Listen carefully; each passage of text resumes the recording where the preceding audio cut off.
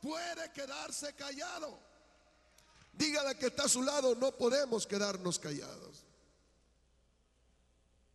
Digo, si es que usted ya tuvo un encuentro con el Señor, si es un muertito, pues usted no va a sentir nada, no va a hacer nada, porque los muertos nada saben, nada dicen, no se mueven. ¿Ha visto algún muerto por ahí? Que por más que Dios quiere moverlo, Él no hace nada, Él no dice nada, Él no habla. Esa persona necesita un encuentro con el Señor. Sí, y si sientes que ya no hablas, si sientes que se te fue la pasión por testificar, necesitas tener un encuentro con el Señor, porque probablemente ya el diablo te está dando los santos óleos y no te puedes morir. Es más, no te hagas el muerto que no estás muerto. Dios ha hecho milagros en nuestras vidas. El testimonio que estábamos escuchando, tremendo. Es bueno testificar. Ahora, ¿por qué es de que hay que hablar del Señor Jesucristo? Hay 4 razones por las cuales tenemos que hablar del Señor Jesucristo. La primera razón es porque el Señor Jesucristo lo mandó. Él de su propia boca le dijo a sus apóstoles, a sus discípulos, a sus seguidores, antes de partir al cielo, por lo menos por 4 veces se los dijo claramente: la voluntad de Dios es que vayan y prediquen el evangelio a toda criatura. Marcos 16:16 dice: id por todo el mundo y predicar el evangelio a toda criatura. El que creyere y fuere bautizado, este será salvo, mas el que no será condenado. Y se los dijo en otra versión también, en Mateo 28:19, dice: id y hacer discípulos a todas las naciones, bautizándolos en el nombre del Padre, del Hijo y del Espíritu Santo. Y ustedes saben quién es ese nombre. ¿Cuál es el nombre? El nombre de Jesús. Dice: vayan y hagan discípulos, bautizándolos. Luego después en Lucas 24 también se los vuelve a repetir y les dice: así era necesario y así fue necesario que Cristo padeciese y que resucitase de los muertos al tercer día, y que se predicase el evangelio en su nombre en todas las naciones, comenzando desde Jerusalén. Y con estas palabras partió. Se los dijo en otra versión, en Hechos 1:8. Les dijo: y recibiréis poder cuando haya venido sobre vosotros el Espíritu Santo, y me seréis testigos en Jerusalén, en Judea, en Samaria y hasta lo último de la tierra. Entonces, ¿por qué debemos de hablar del Señor Jesucristo? Punto número 1, porque Él lo mandó. Y no hablar del Señor Jesucristo sería una rebelión contra Él, porque Él lo dijo: toda persona necesita hablar de mí, porque todos hemos recibido alguna experiencia. Nabucodonosor dijo: conviene que yo declare estas maravillas. Después dice la Biblia que fue el Señor a Gadara, y allí en Gadara se encontró una persona endemoniada, una persona que nadie lo podía detener, ni la policía, ni sus padres, ni con cadenas, ni con grillos. Lo ataban y volaba en pedazos las cadenas. Era un demonio caminando ese hombre. Cuando llega el Señor Jesucristo, dice la Biblia que lo libera al instante y le saca más de 2000 demonios al hombre. Y cuando se siente liberado, él le dice: Señor, ¿quieres que vaya contigo en la barca? Y el Señor no se lo permitió. ¿Qué le dijo? Oh, no, dijo: vete a los tuyos y cuéntales cuán grandes cosas Dios ha hecho contigo y cómo ha tenido misericordia. ¿Sabe qué hizo el endemoniado? Se fue y empezó desde Decápolis a predicarles, a contarles todo lo que el Señor había hecho con él. Y dice la Biblia que la gente se maravillaba. La gente no se hubiera de haber maravillado si él no hubiera haber ido a predicar el evangelio. Pero esta persona, mire, hay personas que dicen: hermano, es que yo no sé qué decir, es que yo no sé, no tengo un estudio bíblico, es que yo no tengo una Biblia de pastor, es que yo no tengo un libro de 52 temas. No, mire, este hombre nunca había abierto la Biblia, nunca se había parado ni en una iglesia. El Señor le dijo: ve a los tuyos. No le dijo: da un estudio bíblico, háblales de Apocalipsis. ¿Qué le dijo? Cuéntales lo que yo he hecho en tu vida solamente. Diles cómo he tenido misericordia. Diles cómo estaba tu vida y cómo estás ahora. Es todo lo que tienes que hacer, muchacho. Y aquel hombre se fue así que, ¿cuántos de los que estamos aquí ya Dios hizo algún milagro? Con ese milagro que Dios ha hecho, ve con tus vecinos, ve con tus primos, ve con tus parientes y cuéntales lo que Dios hizo en tu vida. El testimonio se compone así. Si usted quiere tener éxito en su testimonio, tiene 4 puntos. Primeramente, cuénteles cómo estaba su vida antes de conocer al Señor. ¿Qué fue lo que lo trajo a los pies de Cristo? ¿Cuál fue su experiencia el día que se entregó a Cristo? ¿Y cómo vive ahora? Son 4 cosas bien sencillas. ¿Cómo estaba antes? ¿Qué fue lo que pasó que yo vine a los pies de Cristo? ¿Cuál fue mi experiencia el día que caí de rodillas y levanté mis manos? Porque es una experiencia única. Y luego, ¿cómo está su vida ahora? Entonces dice, ve a los tuyos y cuéntales. La persona que me habló a mí del Señor Jesucristo no sabía ni leer ni escribir. Pero un día oyó un mensaje de su pastor, como quizás lo esté escuchando ahora, y esta persona se fue por las calles y me buscó. Era mi amigo, me buscó. Y de repente me empieza a hablar de Dios, pero no sabía ni leer ni escribir. Era un vulgar pecador que hacía 2 meses que andaba conmigo en la parranda, pero Dios lo transformó y ahora venía de saco, de corbata, con una Biblia, aunque no sabía leer, pero traía su Biblia. Y me empezó a hablar de lo que Dios había hecho en su vida, de cómo había tenido un encuentro con el Señor. Y ese testimonio me trajo de rodillas a los pies de Cristo. Entonces el Señor dijo, ve a los tuyos. ¿Cuántos tienen familias? Ve a ellos. Cuéntale lo que Dios ha hecho contigo. Yo recuerdo, pastor, que cuando yo llegué a la iglesia nuevo, me gustaban los testimonios. ¿Sabe por qué me gustaban los testimonios?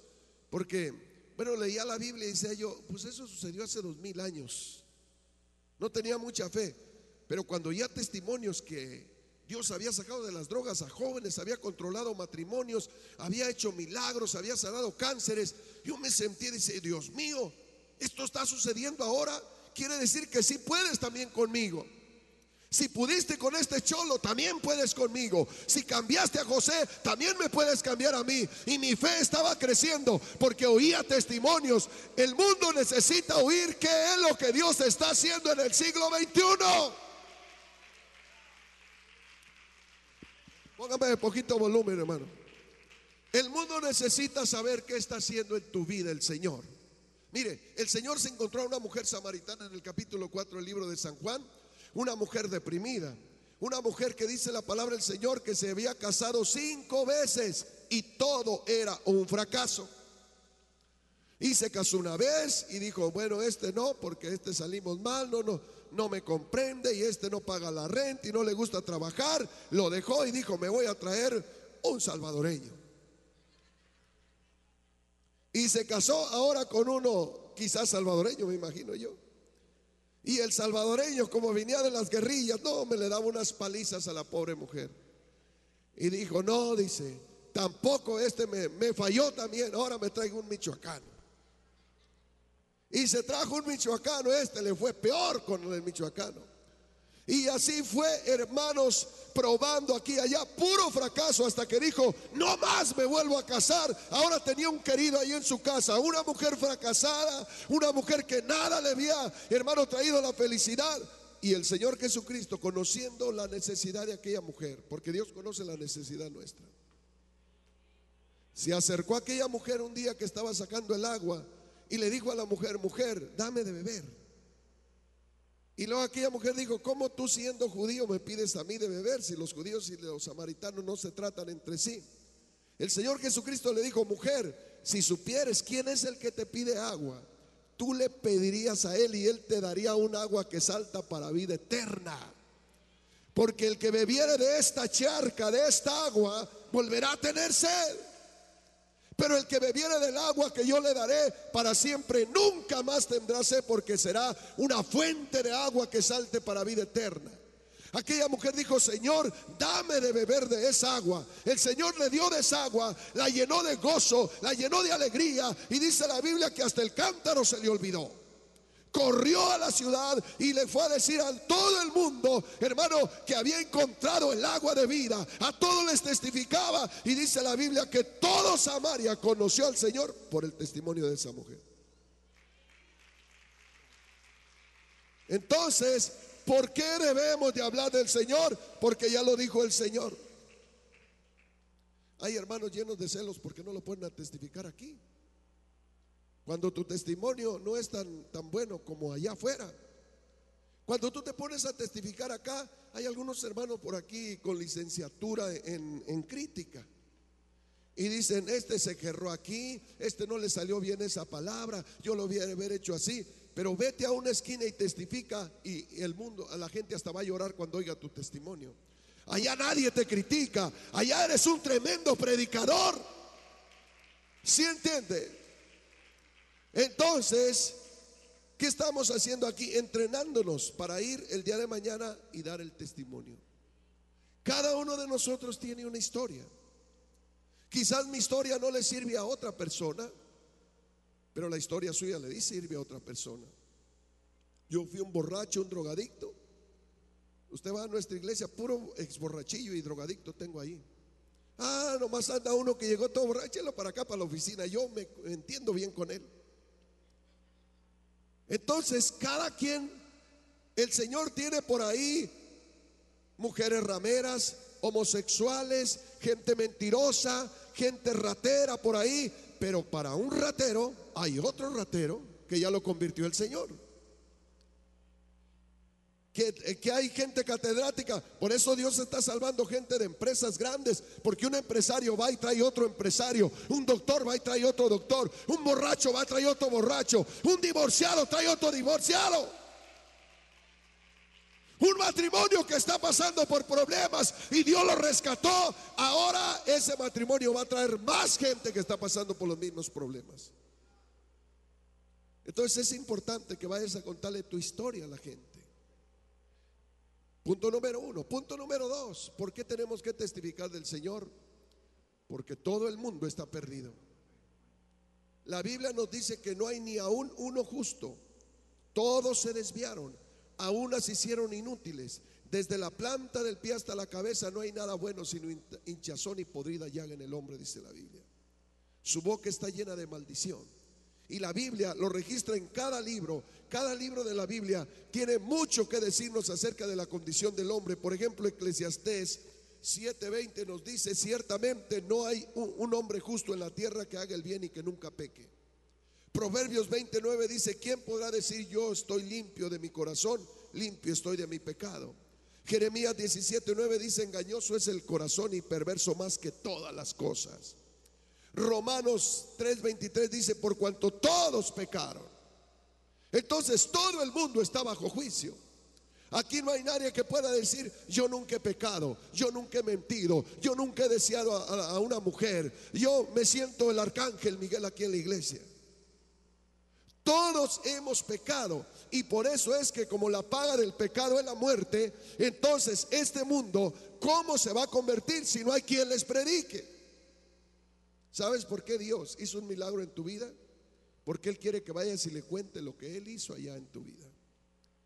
Por eso hay gente que no recibe milagros, porque Dios sabe que cuando le haga el milagro no lo va a contar a nadie. De repente llegamos a las células: hermano, ¿quién tiene un testimonio?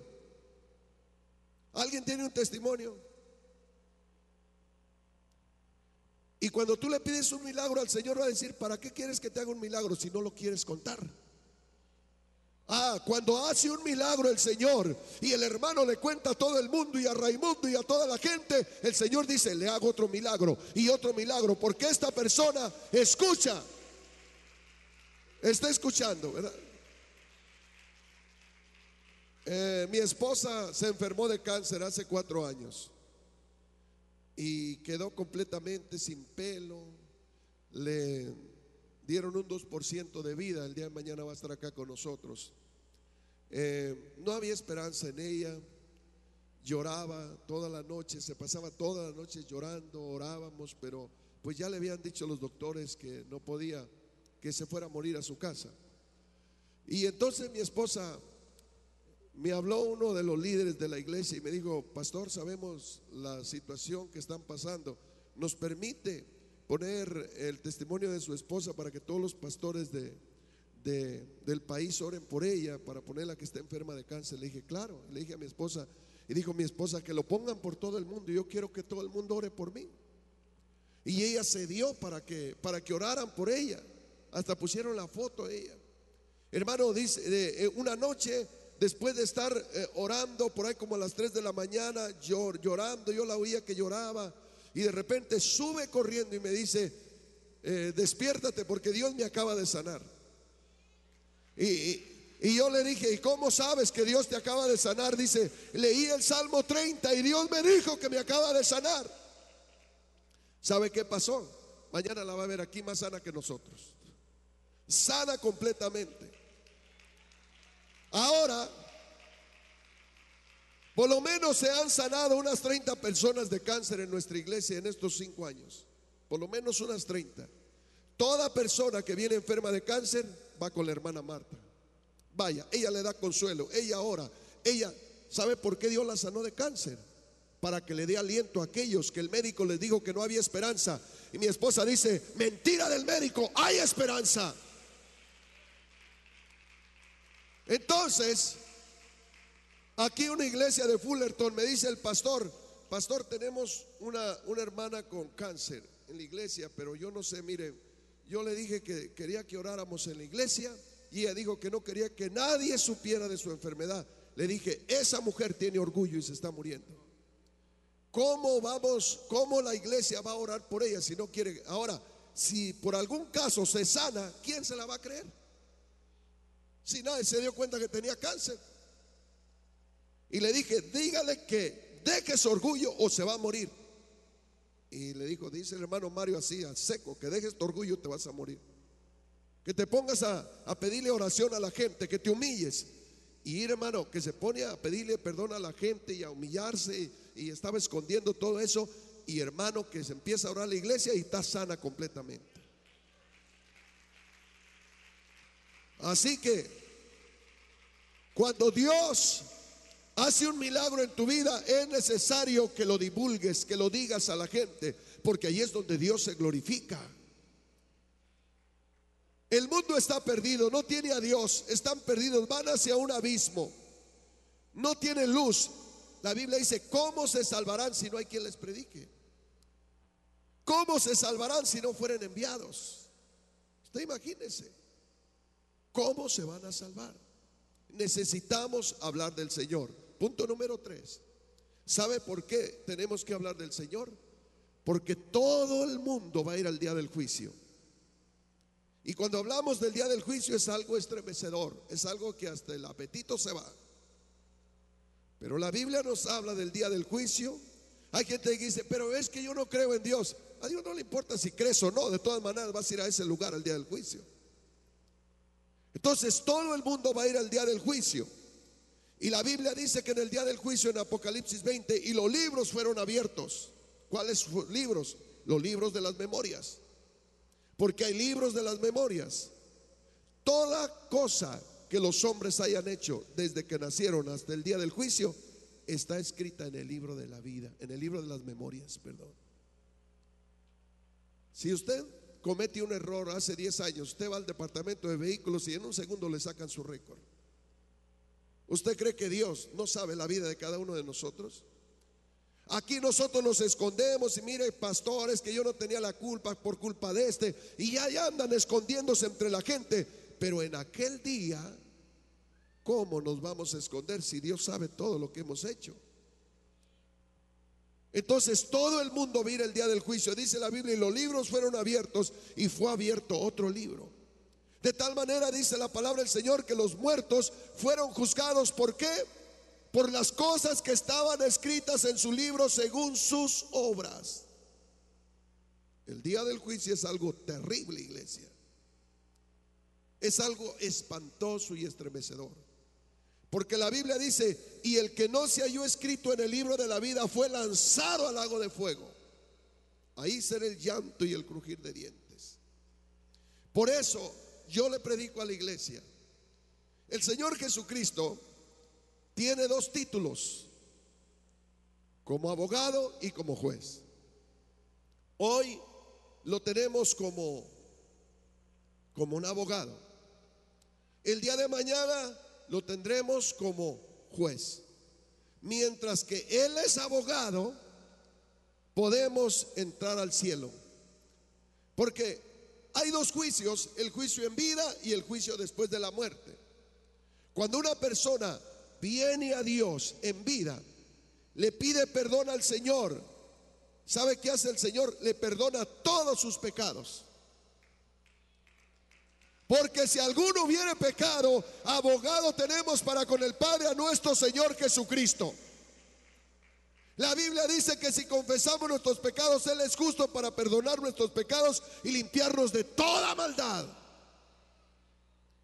Que si tus pecados fueren como la grana, como la nieve, serán emblanquecidos. Cuando tú vienes en vida. Pero cuando tú dices después, la Biblia dice que está decretado para el hombre muera una sola vez, y después de esto el juicio. Ya no hay esperanza, ya no hay ruegos, ya no hay misa, ya no hay letanías, nada, todo pasó. Así que si no quieres ir al día del juicio, hoy puedes venir a los pies de Cristo. Y ese juicio te lo hace el Señor acá en vida, y te perdona y te restaura y te llena de su Espíritu Santo. ¿Qué le parece? Pero si tú nunca vienes a ese abogado, un día vas a estar ante el juez. Y el juez no es para abogar, es para dictar sentencia. Dicen que había un hombre que había hecho muchas fechorías, y un abogado que trabajaba en la barra de abogados, ellos investigaban casos, y se halló un caso ahí, pero un caso muy pesado. Un caso de una persona que cuando la agarrara la ley, lo iban a justiciar con todo el rigor de la ley. Este hombre miró su caso y lo buscó, y dice que al cabo de algunas semanas lo encontró al hombre y le dijo: mire, señor, vengo porque he visto su caso, y su caso está muy delicado ante la corte, y yo vengo a decirle con tiempo que se prepare. Yo soy un abogado y vengo a ofrecer mi ayuda para que se prepare. Y él dijo: no necesito ayuda de nadie, yo solo me las valgo. A mí la policía, dijo, me hace los mandados. Ok, el abogado fue, no pudo. Hermanos, pasaron unos meses y que lo agarra la ley. Y cuando lo agarró la ley, el día que llegó a la corte donde lo iban a justiciar, dice que al entrar ese hombre iba amarrado de pies y manos, lo llevaron para dictar la sentencia. Pero la sorpresa que tenía es que cuando sale el juez, era el mismo abogado que lo fue a defender. Y dice que cuando lo mira, le cambió su rostro, miró esperanza. Y cuando está delante de aquel juez, le dijo: señor juez, dice, yo entiendo, usted fue a mi casa a tratar de ayudarme, no sé qué estaba pensando, pero definitivamente me rindo, necesito su ayuda. ¿Sabe qué le dijo el juez? Le dijo: mire, señor, hace 4 meses yo era abogado, pero la Corte de Justicia me acaba de nombrar juez, así que ya no estoy para defenderlo, ahora estoy para dictar la sentencia. Y eso sucederá en el día del juicio. La gente se va a arrepentir, va a ser demasiado tarde. Y el Señor va a decir: en aquel día que fuiste a la iglesia yo era abogado, pero ahora lastimosamente soy el juez. Entonces, ¿por qué necesitamos hablar de Cristo al mundo? Porque el mundo va a estar en el día del juicio frente al Señor. Tus primos, tus tíos, tus papás, tus abuelos. Necesitamos hablarles del Señor. ¿A quién quieres ver la próxima semana ahí en esa sillita? Mira, después de esta predicación, el Señor nos envía y nos da la gracia. Tú dices, bueno, es que yo no tengo palabra. No, tú no te preocupes. La Biblia dice, no penséis lo que vas a hablar, porque en el momento preciso yo te daré palabra. Tú ve, testifícale a la gente, háblale de Cristo. Número 4, ¿por qué tenemos que testificar del Señor?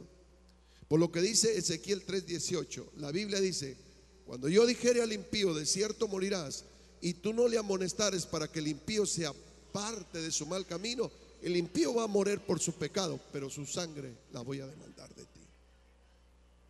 Hermanos, esto está pesado, pero lo dice la Biblia. Entonces, por eso tengo que hablar del Señor, porque Dios me lo manda, porque el mundo entero está bajo pecado, porque el mundo entero está bajo juicio, y porque Dios me va a demandar la sangre de los pecadores en el día cuando yo muera.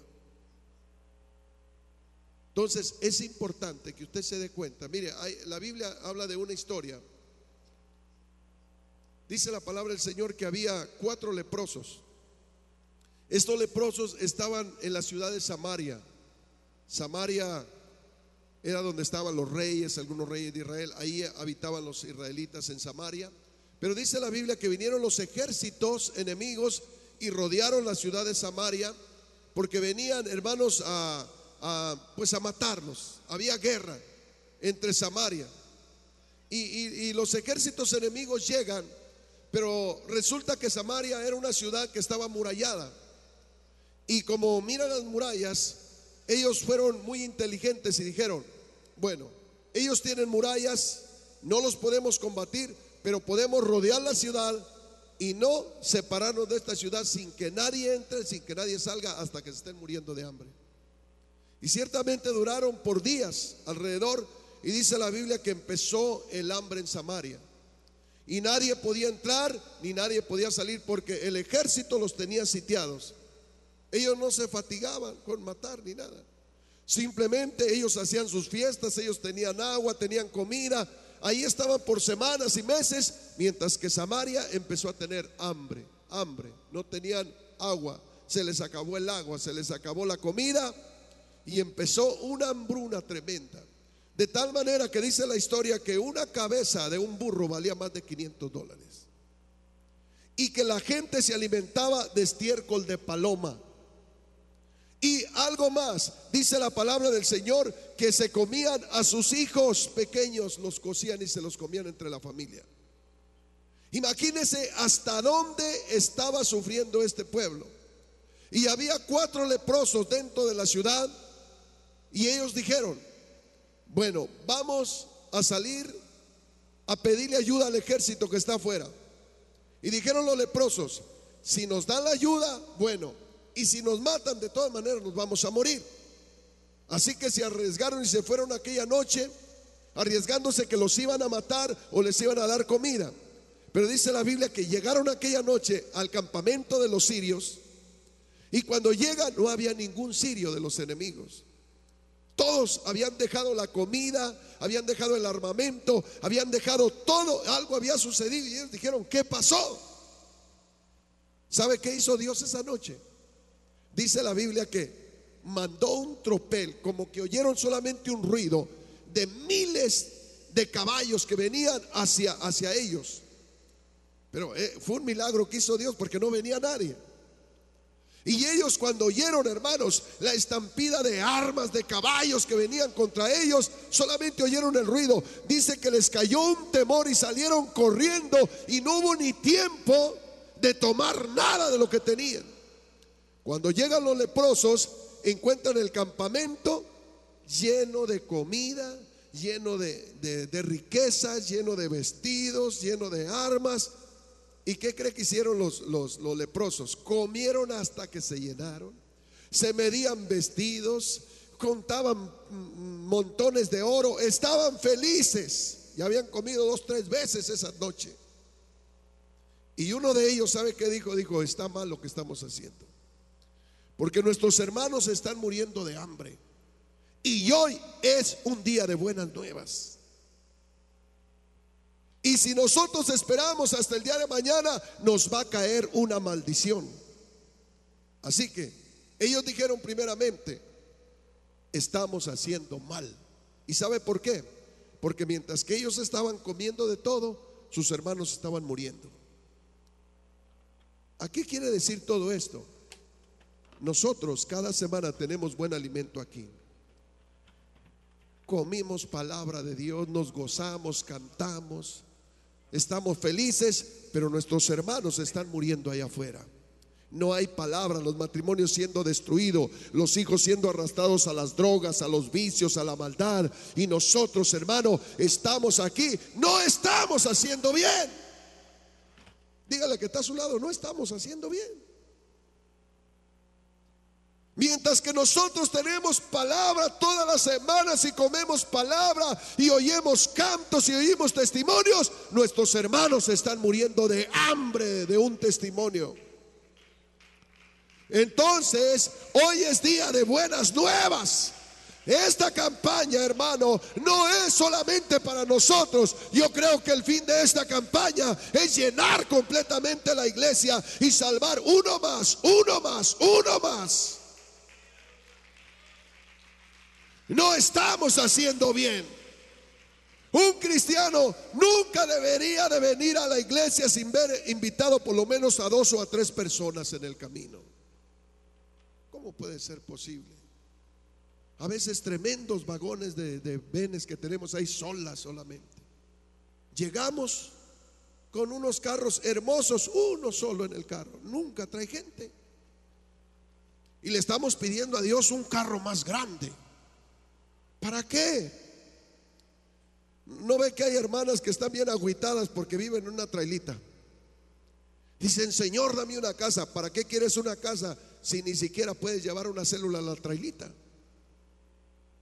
Cuando el Señor mire que esa trailita está llena de gente y que no te cabe la gente, el Señor dice, necesita una casa mi hija. Si tú tienes una bicicleta y ahí te agarras hasta un homeless y te lo traes en la parrilla, el Señor va a decir, necesita un carro mi hijo. Gloria a Dios, le va a dar un carro. No estamos haciendo bien, iglesia. Hay mucha gente perdida allá afuera. Hoy es día de buenas nuevas. La gente siempre recibe malas noticias. Usted va a mirar que le tocan la puerta, córrele, mijo. Yo no me asomo ahí porque va a ser el rentero, o va a ser la letra del carro, o va a ser que ya me vienen a recoger la troca, pero nunca reciben buenas nuevas. Y usted, para consolarse un poco y dormir un poco, se pone a ver las noticias. Ay, Dios mío, lo peor que hiciste, ver noticias. Porque ahí, en lugar de acostarte tranquilo, te acuestas, hermano, que parece que te anda pegando el Alzheimer. Ya estás todo tembloroso porque puras malas noticias. Se necesita alguien que vaya a tocar una puerta y lleve las buenas nuevas. El Espíritu del Señor está sobre mí por cuanto me ha ungido para dar buenas nuevas. Me ha enviado a sanar a los quebrantados de corazón. Me ha enviado a darle vista a los ciegos. Me ha enviado a abrir la cárcel de los presos y a predicarles el año agradable del Señor, iglesia. Pongámonos de pie en este día.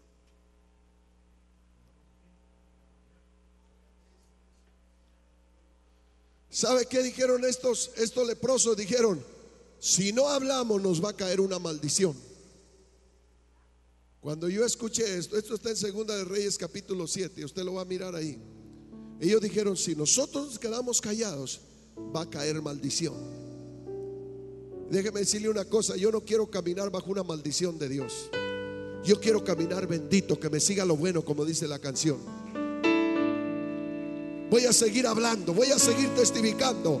Jóvenes, traigan más jóvenes. Hermanas casadas, traigan más gente. Y todos, hermanos, vamos a trabajar juntos, porque hoy es día de buenas nuevas. ¿Cuántos de ustedes quieren traer gente a esta campaña? Levanten su mano. Quiero que venga acá, vamos a orar por ustedes para que el Espíritu de Dios les dé gracia. Y cuando usted hable, usted diga, no sé por qué hablé así, pero sentí que Dios me usó. ¿No le ha pasado a veces que de repente empieza usted a testificar o a hablar y después dice: ¿de dónde me salió tanta palabra?